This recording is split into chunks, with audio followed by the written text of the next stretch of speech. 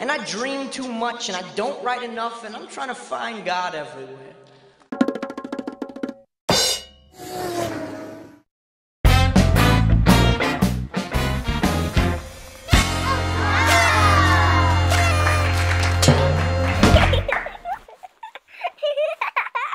Me and Eric are about to go vandalize some stuff. Hi, you sure about this? Yeah, man, just go, hurry.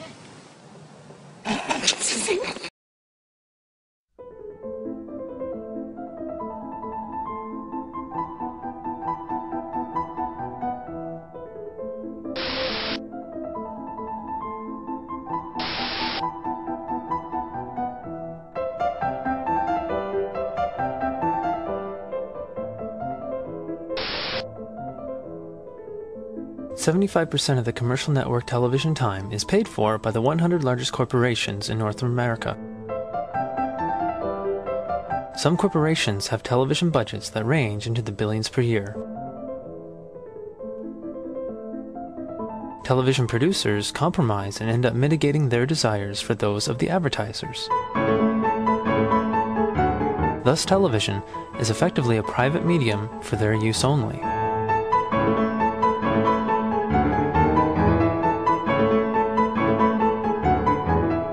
So who are the big 6 corporations that control nearly everything you see, hear, and read? First, there's Comcast, formerly owned by GE, which controls MSNBC, NBC, and Telemundo. And there's Disney, which owns ABC, the History Channel, and CNN. And ESPN. Next, Viacom, the parent company of MTV, Paramount, and BET. And CBS with all its affiliates. And there's News Corp, which owns Fox News, the New York Post, and the Wall Street Journal.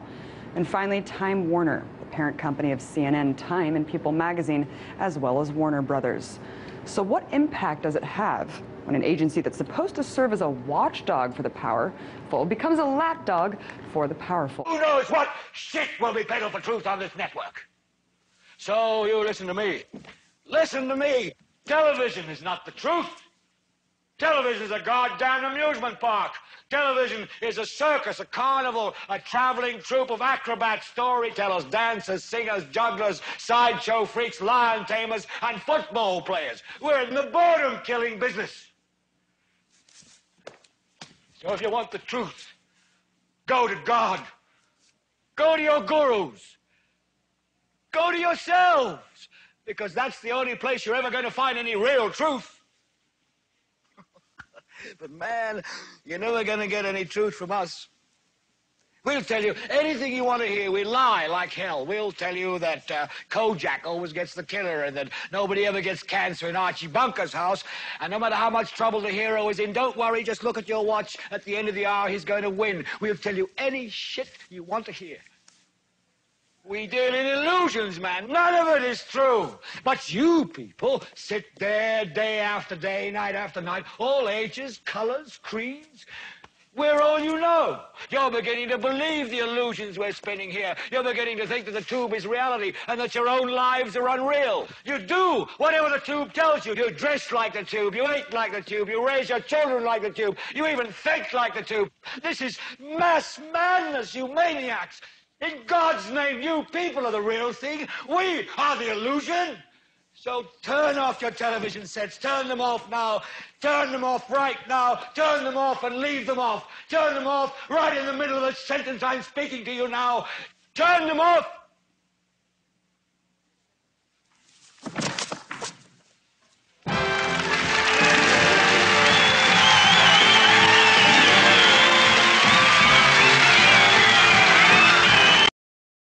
Now, I also mentioned, too, that a fellow that has been in touch with me for an awful long time, his brother was in the CIA, or is in the CIA.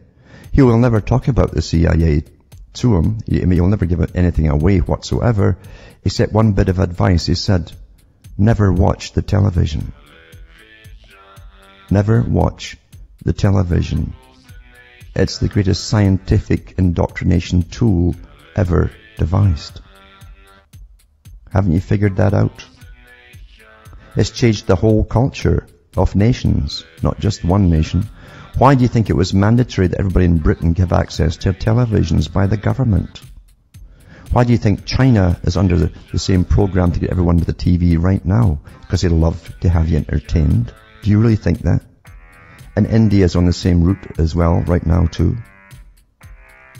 Most of your ideas and your opinions and how you emulate, because you emulate things, you mimic what you see. As Charles Galton, Darwin and others have said in the past. It becomes you become it. And that's what's happened. It's been very, very, very successful. Never watch the television. You can't watch a movie unless you do it critically. If you watch it critically, not there to enjoy it. Remember what they say, it's your emotions that get you on. And it's interwoven, all these emotional themes all through movies. You're played like a harp. And they embed ideas into you, along with the movies. And predictive programming too. So you'll accept that which is still to come. And you'll behave the same way as the characters in the movie when it comes. Oh well, what can you do? I'll just watch much music or television. Yeah. You're given a mind of your own. And you've got to use it for yourself.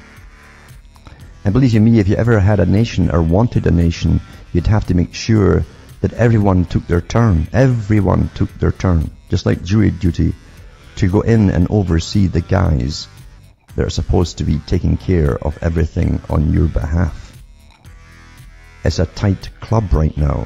It's been like that forever. Because they never intended to give you anything called democracy. Or, in fact, a republic. Gangs and fraternities run the systems of the countries. That's how they're run. And under taxation, and it's true what Marx said, and it's true what Lenin said about that part of it, all wealth comes from labor. And tax is another term for labor. When they take your labor from you and give you nothing back for it, that's called stealing and slavery. Slavery, folks.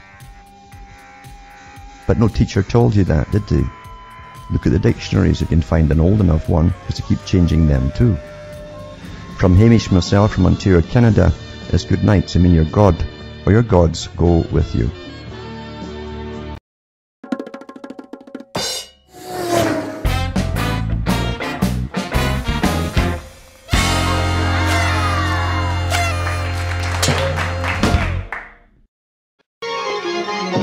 You're watching Home Box Office. You're watching Home Box Office.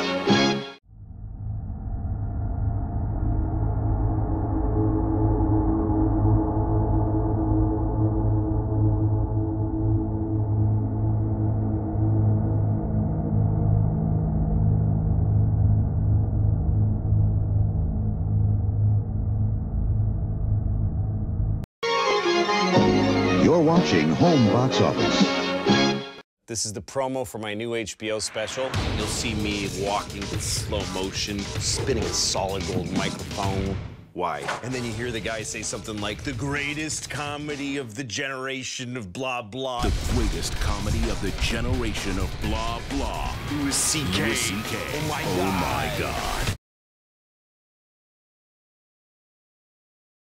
I was raised Catholic till I was about 10, and then I quit because my parents let me. But I was always amazed. I don't really know anything about the Catholic Church. It's an enormous institution, total mystery. So I just went out and found out everything that I could about the Catholic Church and what it's all about. I started here at the Catholic Archdiocese of New York. I just walked in the door and started asking questions. Without much effort, I was given an interview with Father Ike McCready, spokesperson for the Archdiocese. So, what is the Catholic Church? What are you guys all about? Okay. The Catholic Church is an ancient, worldwide organization dedicated to the constant goal of fucking young boys. Really? Sure. Wow. I thought everybody knew that. Well, I thought that the point of the church was to worship God, and the boy fucking was just incidental. No, it's just the other way around. The point of the church is the boy fucking. All the other stuff is just busy work. Okay, so how does it work? Well, you stick your dick up their ass. No, no, no, no. I mean, as an organization, why do you need a whole church just to do that? You see, you can't just go around fucking boys in the street. People get mad. So what we do is we build churches around the world and tell people they gotta come there to pray, give us their money, or they'll go straight to hell. Now that gives us the authority and the gravitas to control their lives. Most importantly, to give us their young boys. So we can educate them, feed them, and ultimately fuck them in the ass and face. And it's tax deductible. Louis C.K. Oh my God. You're watching Home Box Office. The idea that Catholicism leads to pedophilia or priestly celibacy results in pedophilia or the Catholic Church has no moral authority because of the priest-sex crisis, these are just ridiculous statements. So today I hope to shine a little bit of light on the myth for you, to give the crisis some context, to introduce some facts to you which perhaps you haven't gotten from the media, you almost certainly haven't gotten them from the media, and hopefully to just make it all make a little bit more sense to you. Most of what I'm going to share with you today comes from a report done by John Jay College of Criminal Justice in New York City. Some of what I'm going to share with you also comes from Professor Philip Jenkins of Pennsylvania State University. Now, Professor Jenkins has done about 20 years worth of study in this topic, pedophilia in organizations, and the Catholic Church was one of them. 20 years of study. He's not Catholic, and by his own admission, he's not even religious. So what we get from Mr. Jenkins is not only a 20-year history of expertise in the subject matter, but he's also unbiased. There are also some other reports and articles and studies and things like that where I get some of my information, and I will link those beneath this player window as well. So the first thing we want to do is establish what are we talking about when we talk about the priest-sex crisis. You know, the sex crisis or the priest-sex scandal is always used by our opponents to discredit the church, but what are we really talking about? When we're talking about the priest-sex crisis or the priest-sex scandal, we're talking about allegations against priests of sexual misconduct with children, which took place between around the 1950s and the early 1980s. And most of these offenses actually took place, most of them, between the 60s and mid to late 70s. There were about 4,400 priests accused, with about half of the allegations being proven by law enforcement to be fabrications. When an accusation was made, the way to deal with it was you separate the accused from the accuser, or in our case, you move the priest. You conduct an internal investigation, try and uncover the facts, with as much respect and dignity as you can. And if the accusations were found to be credible, you send the priest to get treated. So that's how accusations were dealt with, whether you were in the Catholic Church, in a Catholic school, in a Catholic parish, whether you were in the Boy Scouts, worked for IBM, or any other secular organization, private non-Catholic organization, Jewish yeshivas. That's just how these accusations were dealt with. Once again, we know this is ridiculous today, but we're talking about the 1950s to the 1980s when little to nothing was known about this disorder. That is just how accusations were dealt with. Now that's key here, that's key. The priests were moved, and if the allegations were found credible, they were sent to treatment rather than sent to jail. Why? Because very little was known about the disorder. It wasn't really thought of as a deep-seated disorder. It was more thought of as a sort of dysfunction in the psyche, something that could be cured with a little bit of therapy. Again, we know today that that is stupid, but that was the prevailing knowledge even in secular psychiatry. So if the allegations were legitimate and truthful, the priest was sent to be cured through therapy. If the accusations were more serious, then the police would be involved. Now, what do I mean by that? If the accusations were more serious, isn't all sexual misconduct with a child serious? Yes, of course it is. But again, this is the 1950s to the 1980s. So what made an accusation serious was basically if penetration was involved. If penetration was involved in the misconduct, then the authorities would be notified and the priest would be investigated by the authorities. Now, something else I want to talk to you about is the rate and volume of these accusations. Oftentimes people will say terms like pedophile priests and, priests rape children. All that's ridiculous. But what are we talking about here? How many priests are actually accused of sexual assault, sexual harassment by children, sexual misconduct, etc.? What are we talking about here? Well, during the priest-sex crisis between the 50s and the 80s, we're talking about 4% of the active priesthood. 4%. Now compare that to about 20% in the general public, and you'll see that While it's horrible for one priest to molest even one child in 100 years, that's already horrible. But you're talking about 4% versus about 20% in the general population. Now that 20% figure equates to about 1 in 5 adult males in the United States. 1 in 5, 20%. That figure comes to us from Margaret Leland Smith, one of the researchers on the John Jay College study. She's actually a data analyst at John Jay College. People will also say that priests just molest many children. You know, priests were moved from parish to molest this child and that child and 20 other children. So if we're talking about serial offenders here, how many priests are we talking about? 4%? 100% of that 4%? No, when you're talking about serial offenders, we're talking about 1/10 of 1% of all active priests in the United States. 1/10 of 1%.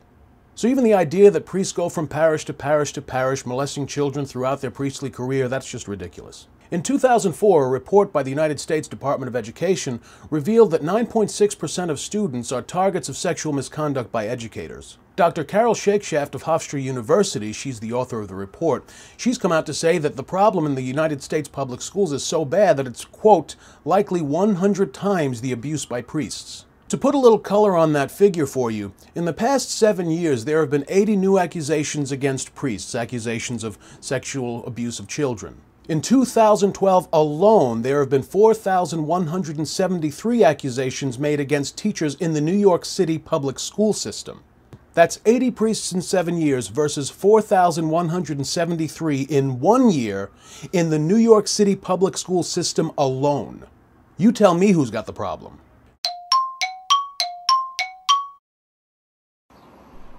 The Holy See released on Tuesday comprehensive statistics for the first time on how it removed priests accused of sexually abusing children.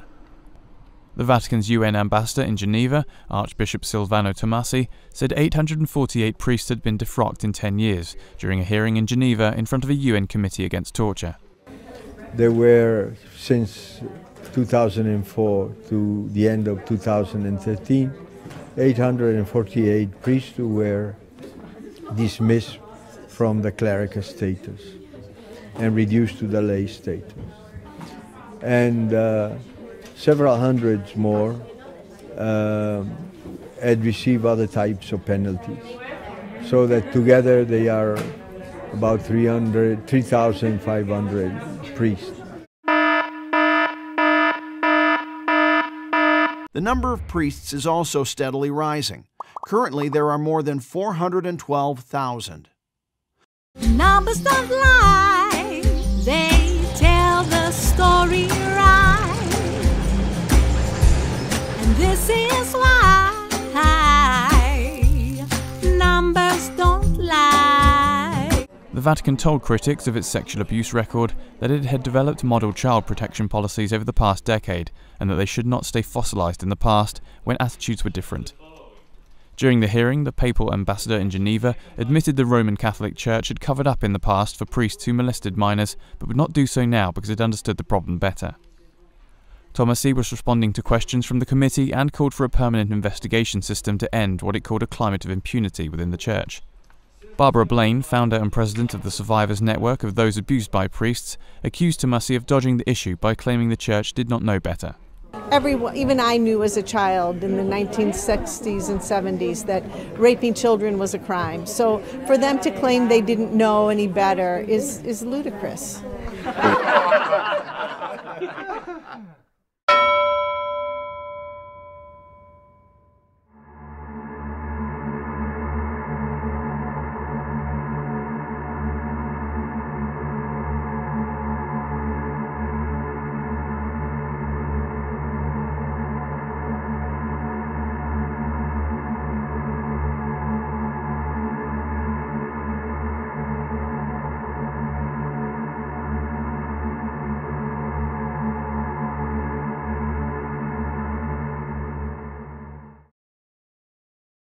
The very first thing you taught me was to be fair. No cutting in line. Play by the rules. Play by the rules. Don't pick on the little kids. It's important. It's the right thing to do. It helps create the world we want to live in. Well, there's something I need to tell you.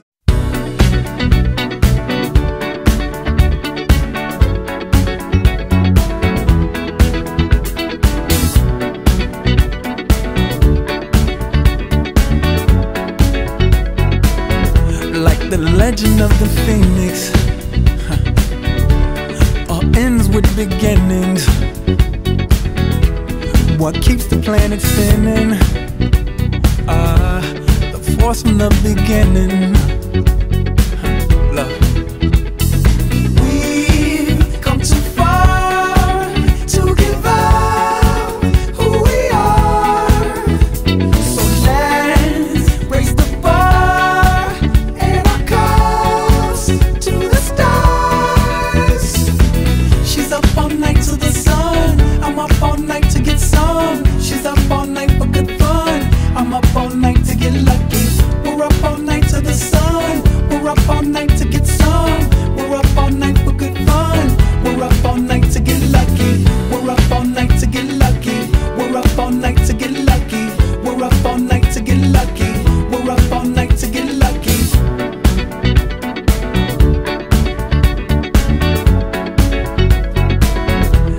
The present has no ribbon.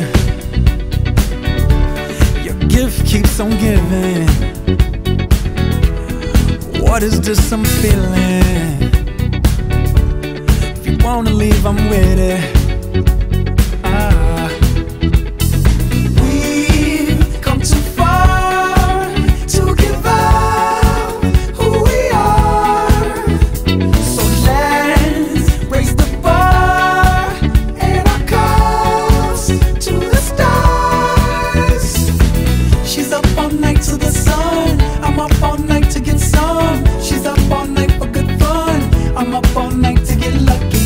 We're up all night to the sun. We're up all night to get some. We're up all night for good fun. We're up all night to get lucky. We're up all night to get lucky. We're up all night to get lucky. We're up all night to get lucky. We're up all night to get lucky. We're up all night to get. We're up all night to get. We're up all night to get. We're up all night to get. We're up all night to get. We're up all night to get. We're up all night to get lucky. We're up all night to get lucky. We're up all night to get lucky. We're up all night to get lucky. We're up all night to get lucky. We're up all night to get lucky. We're up all night to get lucky. We're up all night to get lucky. We're up all night to get lucky. We're up all night to get lucky. We've come so far to give up who we are. So let's raise the bar and our cups to the stars. She's up all night to the sun. I'm up all night to get some. She's up all night for good fun. I'm up all night to get lucky. We're up all night to the sun. We're up all night to get some. We're up all night for good fun. So for them to claim they didn't know any better is ludicrous. We're up all night to get lucky.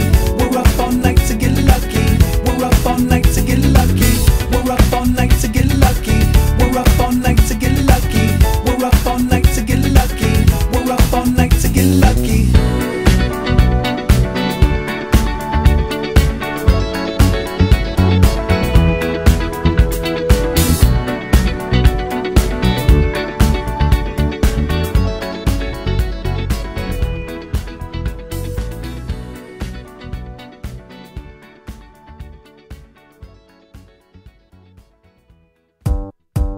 Everybody get up.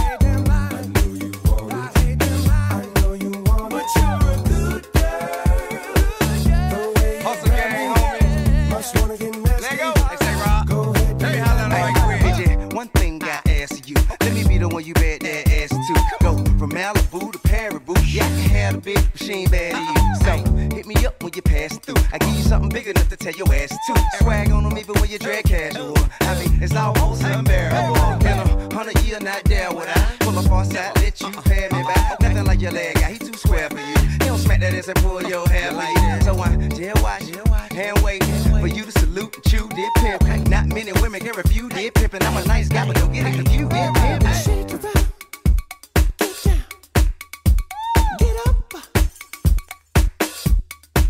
Do it like it hurt, like it hurt. What you don't like work?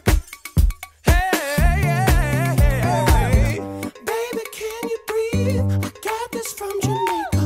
It always works for me. Dakota to Decatur. No more pretending, 'cause now you're winning. Here's our beginning. I always wanted a good girl. I know you want it. I know you want it. I know you want it. Good girl. Can't let it get past me. You're far from plastic. Numbers don't lie, they tell the story right. And this is why numbers don't lie. When Occupy Wall Street started and we learned that the richest 1% of the U.S. population controls 43% of the nation's wealth, we were shocked. That means that there's 57% of the wealth that we don't have. That is an outrage. We are taking our message to the root of the problem, right? Main Street. You know why? Because we are the 1%. What do we have? Most of the money. What do we want? The rest of it. And now Obama wants this millionaire's tax? When I heard that, I dropped everything and I had my driver take me to my helipad. I mean, do they really think we can afford an infinitely smaller amount of money? I mean, one of me is worth 262 of her. Sad. If we have to pay more, countless businesses will fail. Speedboat upholstery done. Condos in Dubai empty. Rhino hunting hats no longer with ivory tip brims. We're making enough sacrifices already! Yes, we are. My butler's butler had to fire his butler's butler! I am sick of these poor people mooching off my success. Just a minute ago, one of them asked if they could use this sign as their roof. Does the government think I'm going to be the first generation of my family to share my wealth? I'm rich. My daddy was rich. His daddy was rich. His daddy had slaves. Hey, look at those fat cats. Did you know there are still some laws that apply to us? Check out this video I took of a cop straight up refusing a bribe. Land of the free, right? Why should I have to pay a millionaire's tax? Yeah. I'm a billionaire! Yeah. Think about it! Yeah. Think about what you're doing! Fox News is calling us organized, patriotic, purposeful. What, only 3 adjectives?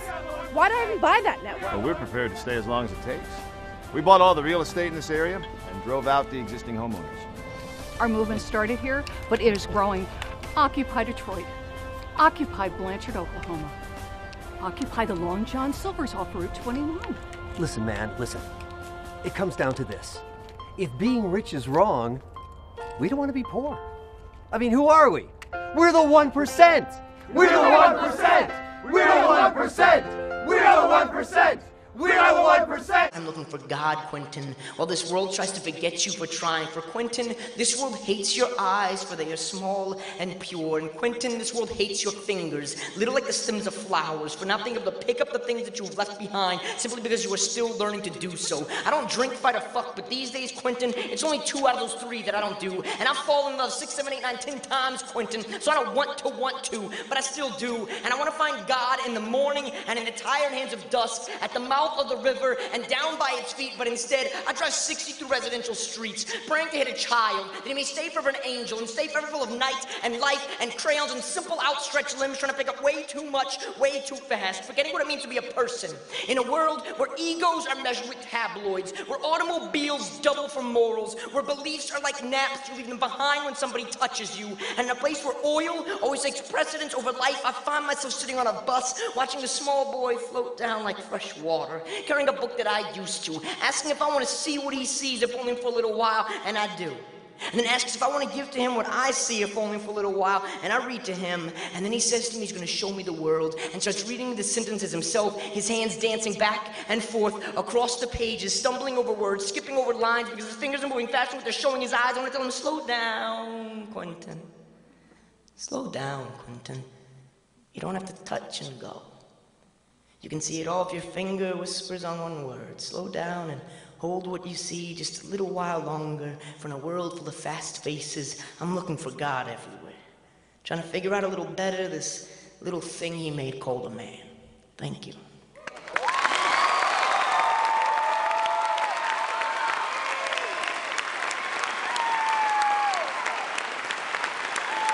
Thank you. Sag ja zum Papst. Grüß Gott, Katholi. Hallo, Dr. Schmidt. Wie geht's?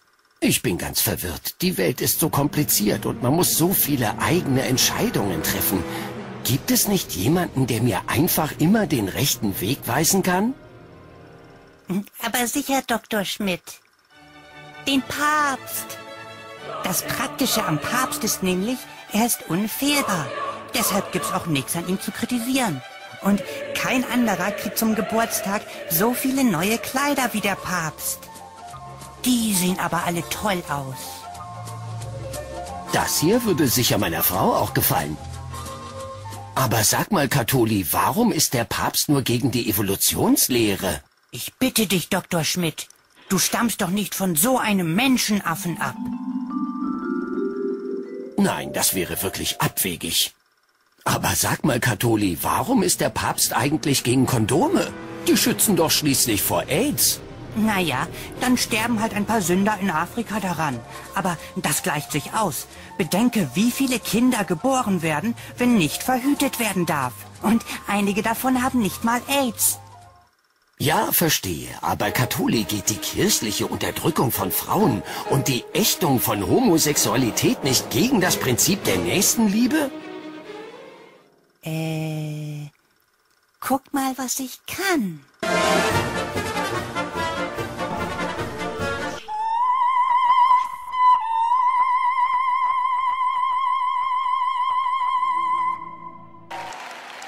The number of sisters and nuns is around 720,000.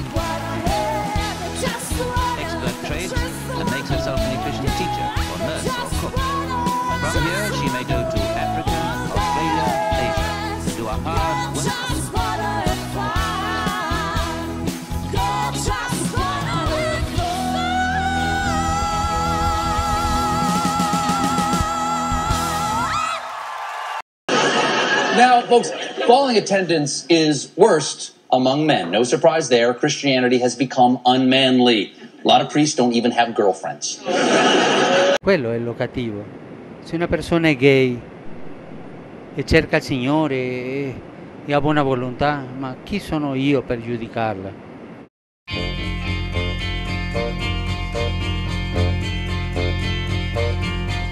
They say we're young and we don't know. We won't find out until we grow. Well, I don't know if all that's true, 'cause you got me and baby I got you. Babe, I got you, babe. I got you, babe. They say our love won't pay the rent before it's earned. Our money's all been spent. I guess that's... And I, right now, would like to read to you what the Jesus said about homosexuality. I'd like to, but he never said anything about it. Why do they look at AIDS, HIV as more of a disease in the gay community? Because it is. 50% plus of all infections in the United States among gay men, gay bi men. I look at it as primarily a gay disease. A lot of the infections in the heterosexual community, particularly communities of color, trace back to bi or gay closeted men who are on the down low and spreading HIV because they're not using condoms with any of their partners, male or female. It is most easily transmitted by what people think of as gay sex, anal sex. 3% to 5% of the men in America are gay, right? Only about 3/4 of gay men regularly engage in anal intercourse. There's a huge chunk of the gay community that never has butt sex. 30 to 40% of heterosexuals regularly engage in anal intercourse. Heterosexuals vastly outnumber gay people. So even though only 30, 40 of you compared to 75% of us, the vast majority of the butt sex that happens in America on any given Saturday night, heterosexual butt sex. How did it get to be our thing? You guys are the butt fuckers. We're pikers compared to you.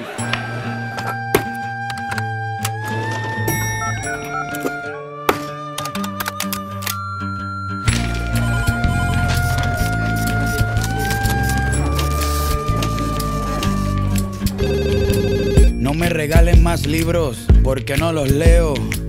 Lo que he aprendido es porque lo veo. Mientras más pasan los años, me contradigo cuando pienso. El tiempo no me mueve, yo me muevo con el tiempo. Soy las ganas de vivir, las ganas de cruzar, las ganas de conocer lo que hay después del mar. The Vatican has just hosted a major international conference on AIDS, and it offered church officials a chance to weigh in on a number of issues. The disparity in treatment of AIDS patients in rich and poor countries, the debate over drug therapy versus behavior change, and of course the question of condom campaigns as an anti-AIDS measure. We'll look at the main results of the conference today on the Vatican Report. I'm John Thavis. And I'm Carol Glatz. The Vatican Conference was sponsored by the Pontifical Council for Healthcare Ministry. And the first thing to note is that they did invite outside experts who do not necessarily share the Church's views. Dr. Michael Sidibe of UN AIDS gave one of the speeches. UN AIDS supports condom distribution as a critical element in the battle against AIDS.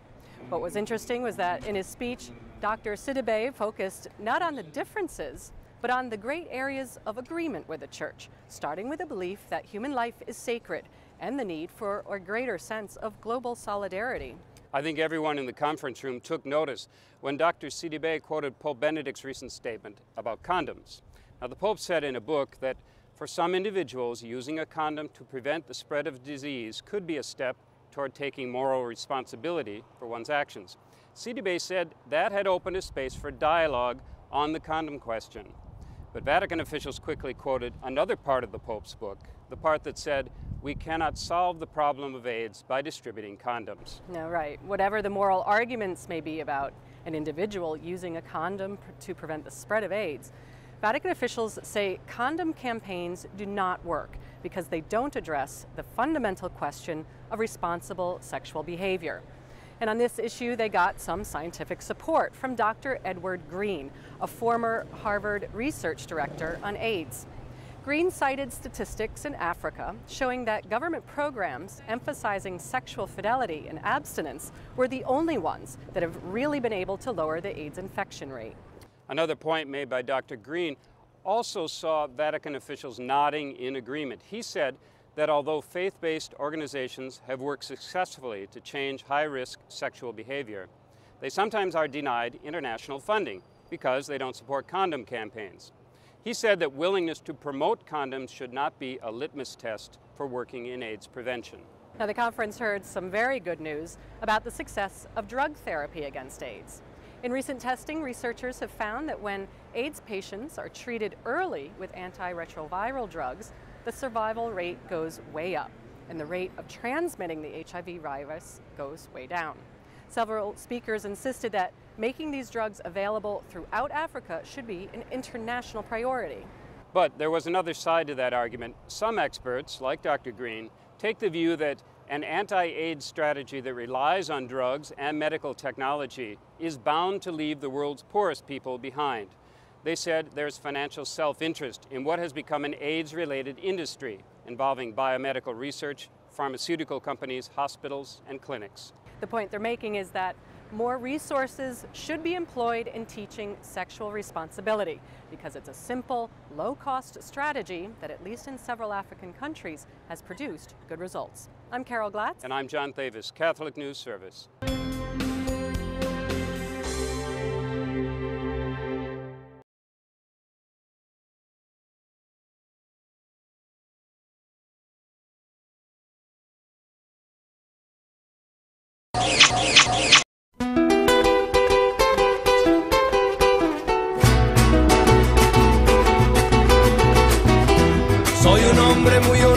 You were preaching loudly and strenuously that homosexuality is a sin. A big theme in your preaching was don't have secrets in your life? Yes. So is it fair to describe you as a hypocrite and a liar? Yes, it is.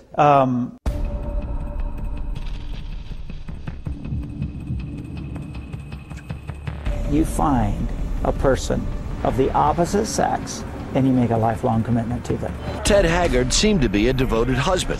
He was married with 5 children and pastor of Colorado's New Life Church, but he was living a double life. He had a relationship with me. We had gay sex. Meet George Allen Riekers, a conservative Baptist minister, co-founder of the vehemently anti-gay group, the Family Research Council, and one of the nation's loudest proponents of the idea that homosexuality can be cured. Here's George Riekers, photographed by the Miami New Times at Miami's airport, returning from a 10-day European vacation with a much younger, quite hunky companion, who he met and hired through the website rentboy.com. According to police reports, Curtis, who has voted against gay rights legislation, visited an erotic video store where he was seen receiving oral sex from an unidentified man inside a viewing booth. The rest of the story is contained in a graphic 50-page police document. The young man alleges Curtis offered him $1,000 for unprotected sex at a nearby hotel.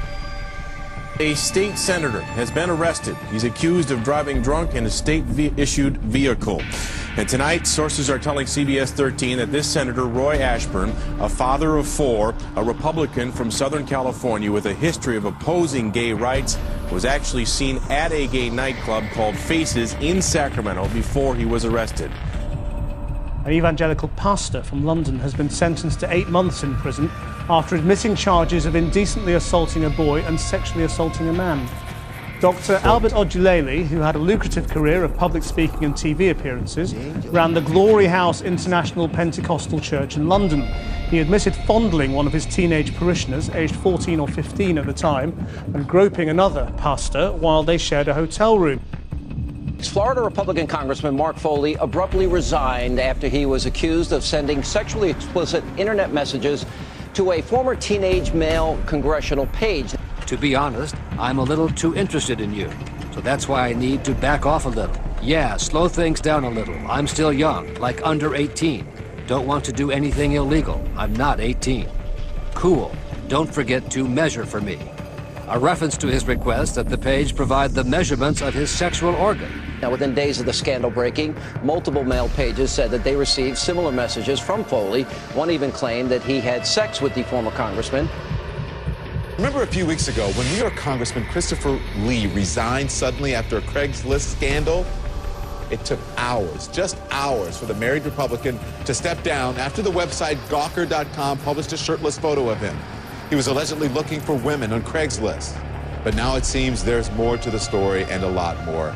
Gawker kept digging, and now it's reporting that Lee was also after cross-dressers and transsexuals. He preaches to tens of thousands at his megachurch outside Atlanta. He counseled President Clinton during the Monica Lewinsky scandal, and most notably, he's been an outspoken opponent of homosexuality. You cannot say, I was born this way. I don't care what scientists say. If you say you were born this way, then you're saying, God, you're a liar. And I see this thing down here, but I'm going to ignore it. But today, Eddie Long, who calls himself bishop, stands alone in the hot spotlight, sued in civil court by 3 former male members of his church for sexual coercion. No criminal charges have been filed. They say Long introduced them to his world of luxury, private jets, Rolls Royces, plying them with gifts, even putting them on the church payroll while pressuring them into having sex. The City Council in Spokane, Washington meets tomorrow to consider whether to demand the resignation of Mayor Jim West. West, an outspoken opponent of gay rights, is accused of offering City Hall jobs to young men that he met in a gay chat room online. Arizona Sheriff Paul Babu, a rising star in the Republican Party, who was co-chair of Mitt Romney's campaign in Arizona and a hardliner in the fight against illegal immigration, was hit with allegations he threatened to deport his secret gay lover. That man, who is going by the name Jose, to protect his identity, released photos of himself and Babu together, and compromising pictures of the sheriff, including a snapshot of Babu's profile on a gay dating site.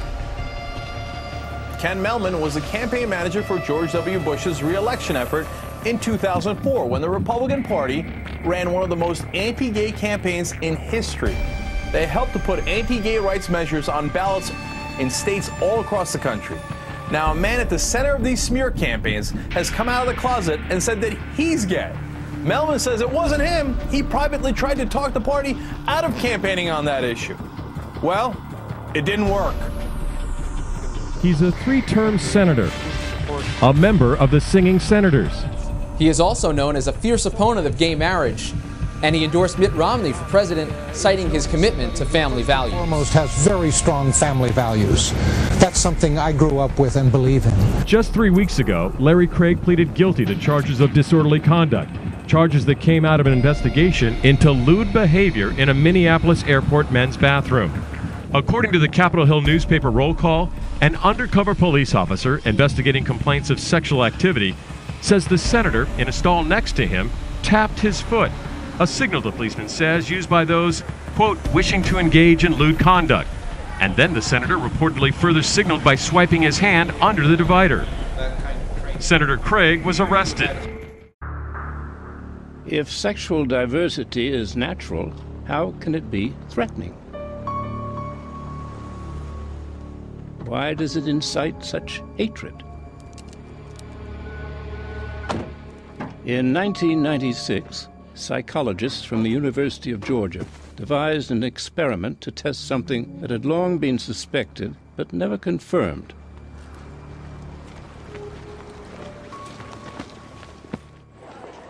From the pool of undergraduates, they selected 64 young men who all identified as heterosexuals, who had never experienced a homosexual thought or fantasy, let alone a sexual act. One by one, they were invited to take part in a laboratory experiment. What they didn't know was that they had already been divided into 2 groups on the basis of answers to a questionnaire: the homophobes and those who were laxed about other people's sexuality. The lab had been set up for a screening of homoerotic videos, and on arrival, the volunteers were introduced to a little gadget which would measure sexual arousal. We use penile plethysmography, and I have an example of the strain gauge here. This loop goes around the penis, and as the penis becomes engorged with blood and it becomes erect, it stretches, and we're able to detect those differences in length of the circumference of the gauge. Okay, what I need for you to do is pay attention to the video that we're going to present to you. Then after it's over, I'm going to ask you 2 questions. On a scale of 0 to 10, how much did that turn you on? And then on a scale of 0 to 10, how much of an erection did you get to that video? Do you have any questions? Okay, we're ready to begin.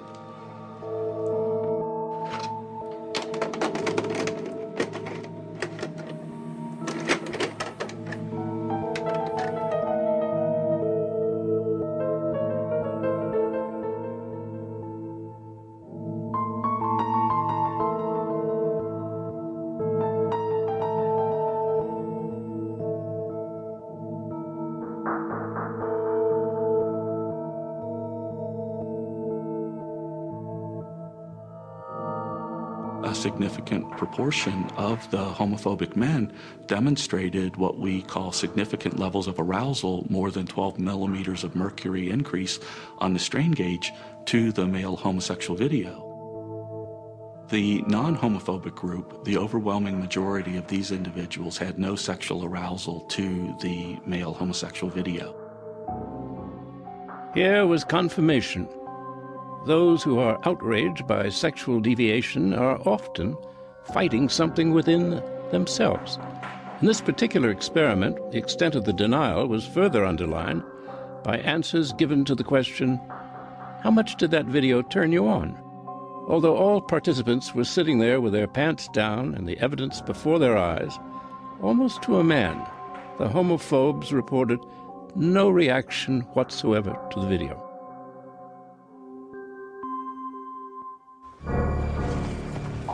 Denial and self-deception were themes of the trial of Gwen's killers. 2 of her assailants had had sexual relations with her in the weeks before the murder. She had had no transitional surgery and was anatomically male. Only when that became known to the wider group did the young men resort to violence. I can't be gay. I can't be gay. What is it that induces extreme violence to the point of killing someone, against people who are transgender or who are gay? The source of that violence, not always, but very often, comes from adolescent males, and often ones who are the least secure about their own sexuality. People who are comfortable with their own sexuality are not threatened by people of a distinct orientation or distinct practices. Why should you be threatened?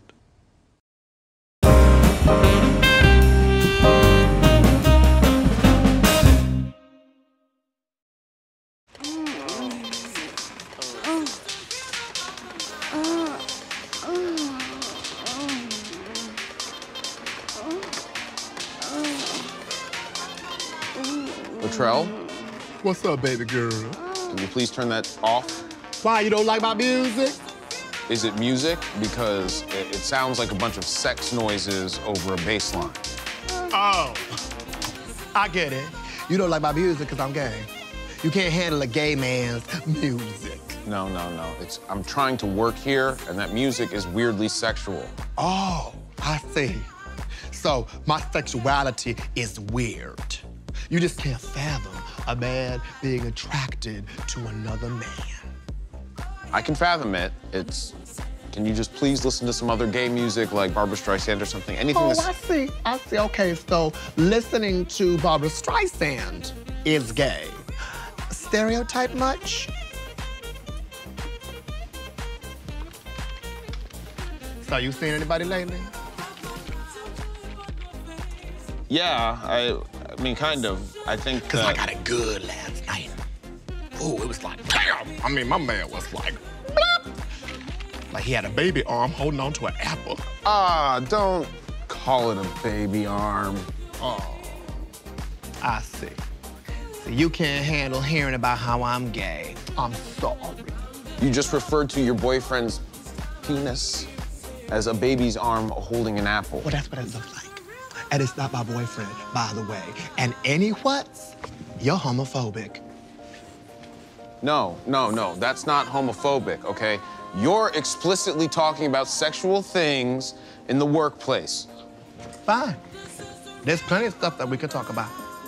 You know, my penis cup, my scrotum cozies that I have been knitting recently.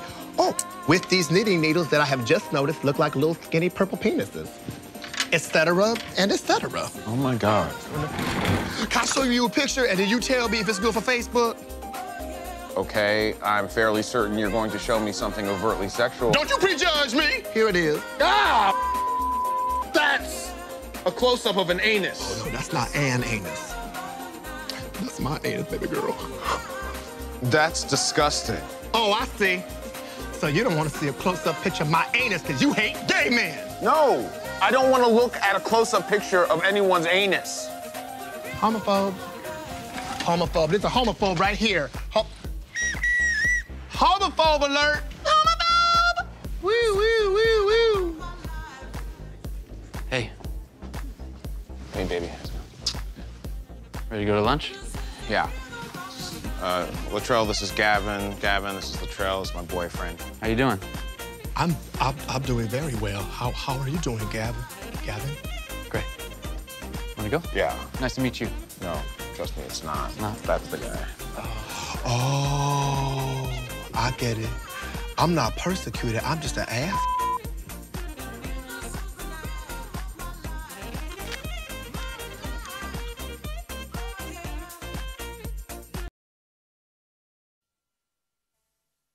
Manteniendo la compostura, a duras penas, apenas esto dura, lo que dura el cuerpo. El cuerpo se mantiene por dentro, se va contigo sin sentido, me acompaña, recogiendo cosas del suelo. Lo que otros lo quisieron.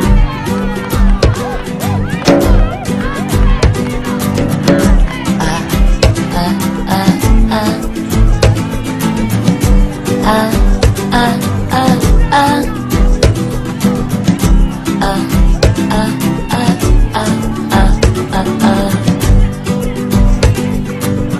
Encuentro trozos de vida, trozos de cuentos, trozos de plástico, latas y recuerdos, trozos de trozos, trozos en cuerpo, cuerpos en trozos.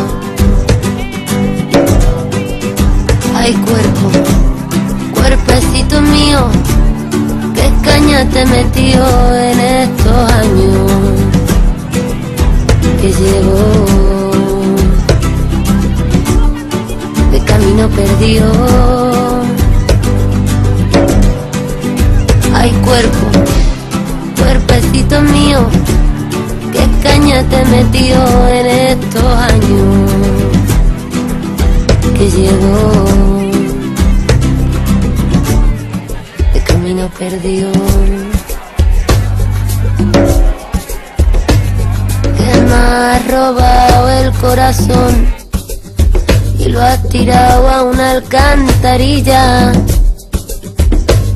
Que me ha robado el corazón y lo has tirado a una alcantarilla. Y mira ahora, mira este cuerpo, cuerpecito mío, qué caña te metió en estos años que llevo de camino perdido. Ay, cuerpo, cuerpecito mío, qué cañita te metió en estos años que llevo de camino perdido.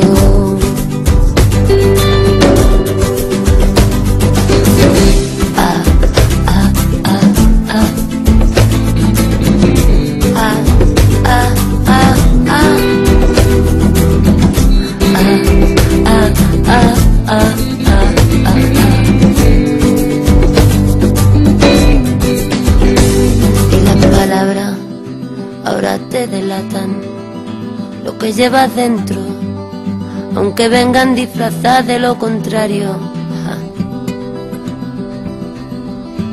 Ya no me puedes engañar, así que me voy, porque total, tomar mi propia decisión es casi la única libertad real que me queda.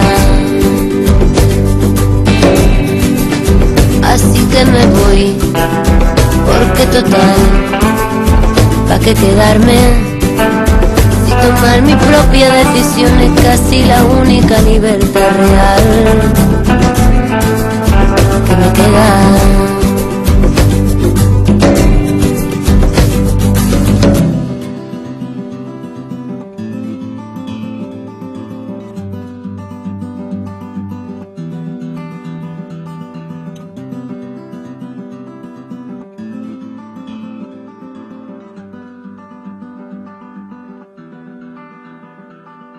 He gave them a low-dose birth control pill that in order to provide any level of activity had to be taken at the same time every single day.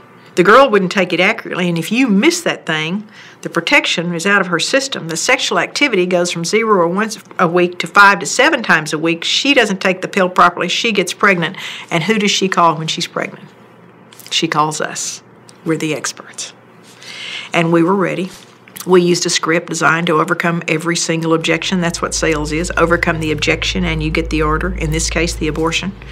And when she calls, the first question is reassure. And so the girl confesses, I think I may be pregnant. And the counselor, who's really a telemarketer, that's all they're trained to do, sell over the telephone, but we call them counselors, says, we can take care of your problem. No one needs to know. And then the first question, what's the first day of your last normal period? And she gives this so-called counselor the date, and she says you're 8 weeks pregnant. She didn't say you might be 8 weeks pregnant. She didn't say you could be. She said you are 8 weeks pregnant. So she has planted the first seed in this long marketing thread, and the sad thing is, in this girl's mind, she is the expert. This is the pregnancy expert, and the next question is this good news or bad news? If it were good news, she would not be calling an abortion clinic. It's bad news. And when she replies bad news, this counselor moves right in because now she wants to identify the fear, to use it to reaffirm that abortion decision anytime that girl moves away. And if she says, well, maybe I need to think about this, your parents will kill you, you'll have to miss drill team, the abortion. So the #1 slogan for abortion is pro-choice. And the ironic thing about that slogan is that when you ask women who had abortions, why did you have that abortion? The #1 response is, I felt that I had no choice.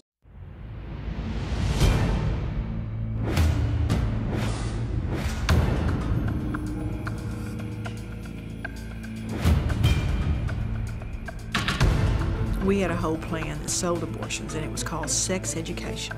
Break down their natural modesty, separate them from their parents and their values, and become the sex expert in their life, so they turn to us when we would give them a low-dose birth control pill they would get pregnant on, or a defective condom. Because we didn't buy the most expensive condoms, we bought the cheapest condoms. Our goal was 3 to 5 abortions from every girl between the ages of 13 and 18. Delivering a head is very, very difficult, even at, say, 20 weeks. I mean, I had one abortionist keep a girl on the table for 6 hours trying to crush a head. He couldn't do it. I felt them taking parts out of my body.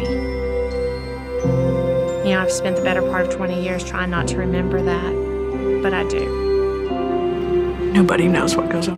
You know, we were doing 20, 30 abortions an hour if we could, at least 20.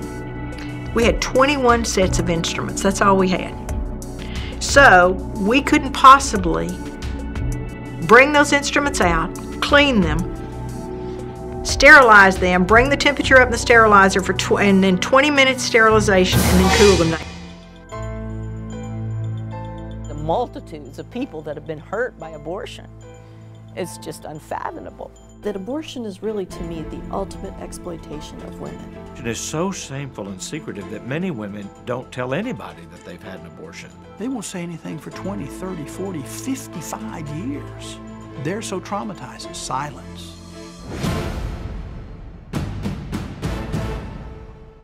We had a 12-year-old. She came in chewing her gum and looked so carefree.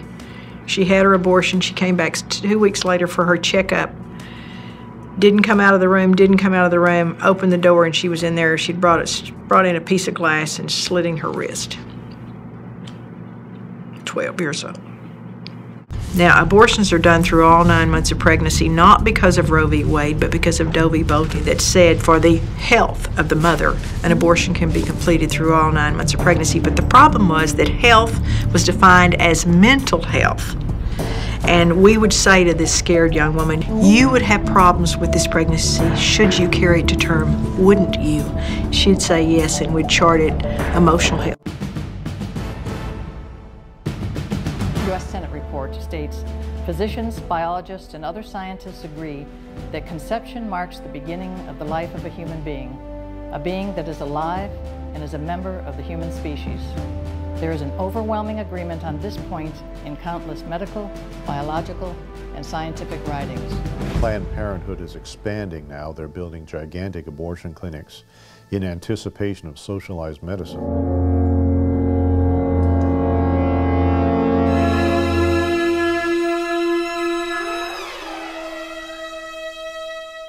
Because there are no real statistics, and if you can cover it up, you don't report it, and none of ours were ever reported. So we don't really know. The big hospital in Dallas will tell you, the doctors will tell you that they saw botched abortions or see botched abortions all the time. One of the reasons we were able to regulate the abortion clinics in Texas was because of the bad abortionists that had been reported.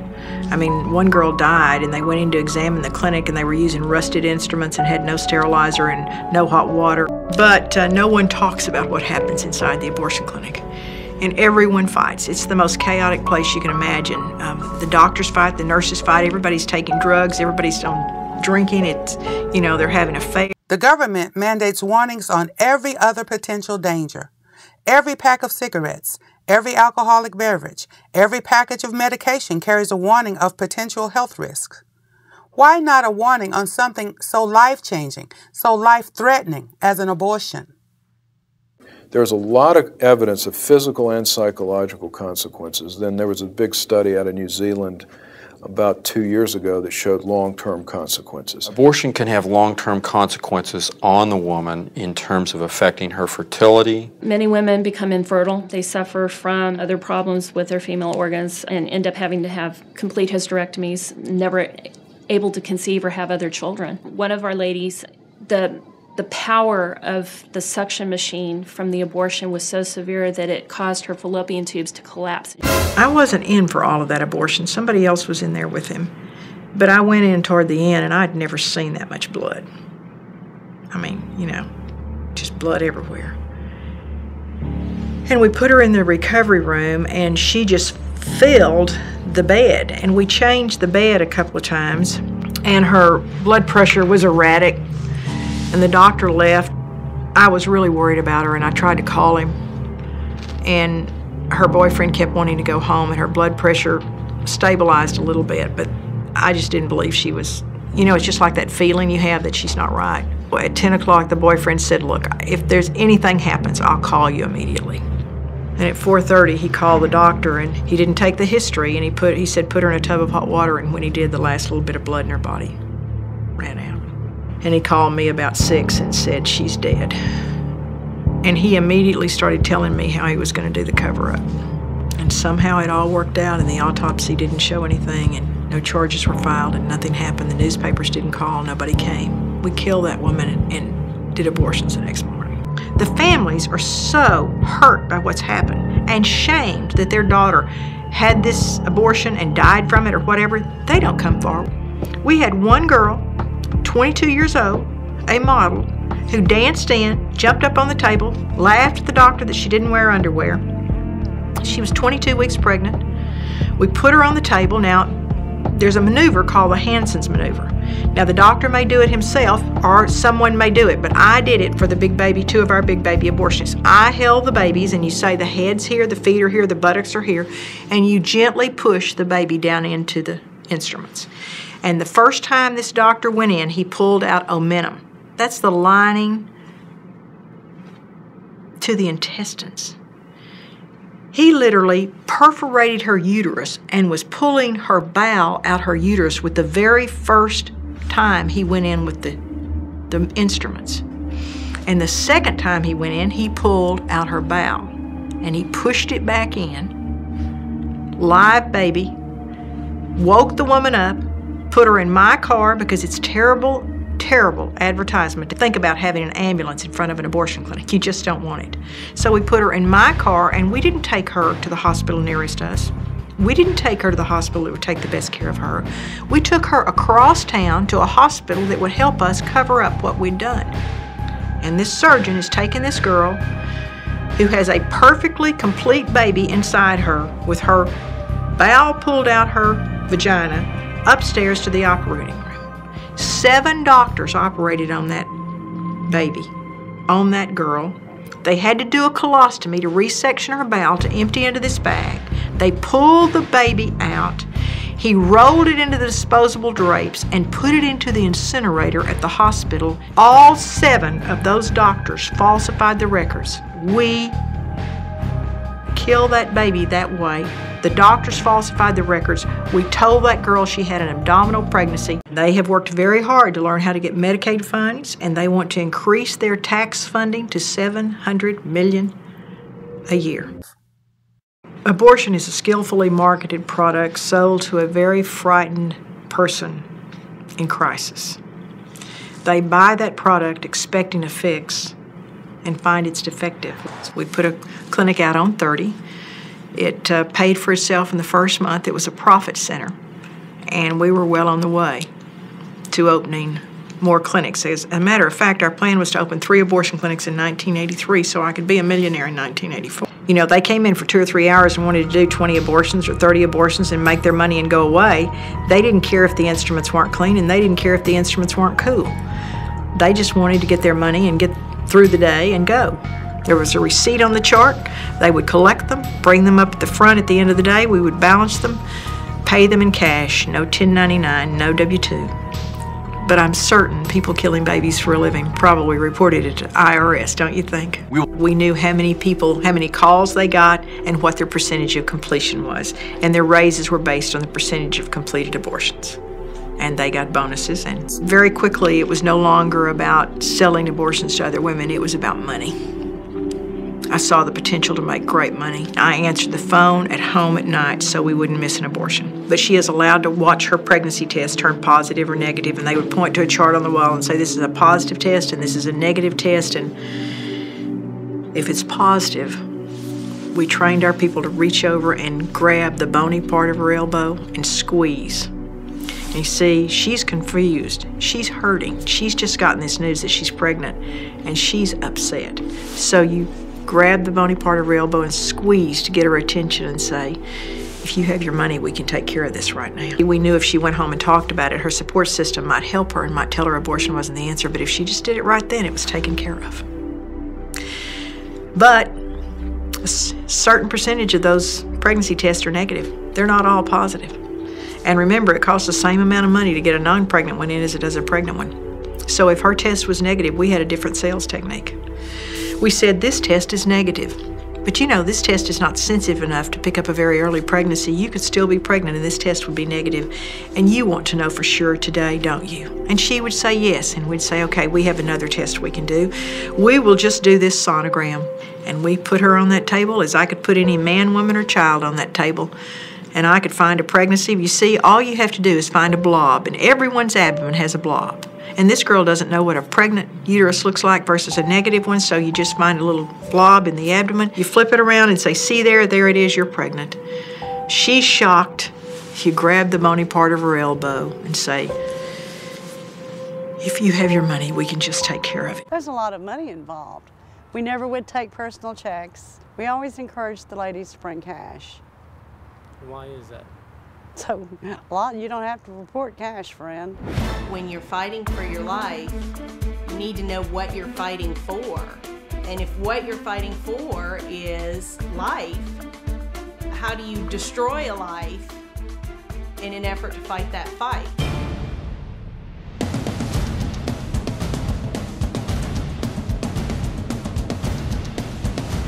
I'm fighting so hard to save myself that I'll kill someone else to get that. I recognized I'd been involved in the death of 35,000 babies.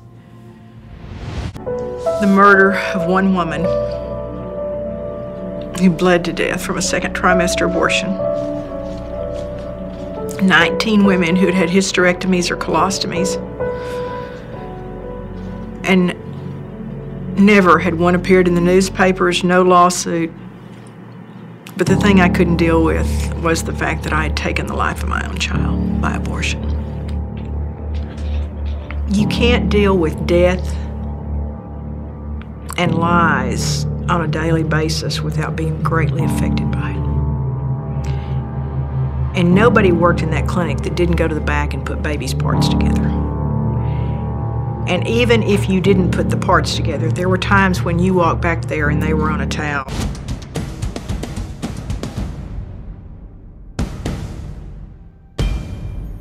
And the truth has really come out about what abortion does to women, let alone the unborn baby, our dead babies. It will be over. But I got to get to this because it concerns the unborn. Even if you're for abortion, you need to understand that it was created by eugenicists who wanted to kill black people. That is modern abortion, Planned Parenthood, Margaret Sanger. They said, how do we kill these black weeds? You can read her quotes, it's on record, look it up. And they said, we hire liberal blacks, we get them to be our front people, we sell it as women's rights, that's how we'll reduce the population. Now, Hitler was for abortion. I just want you to know where the modern movement comes from. Should I put this speck down? Horton thought with alarm. If I do, these small persons may come to great harm. I can't put it down, and I won't. After all, a person's a person, no matter how small or how big.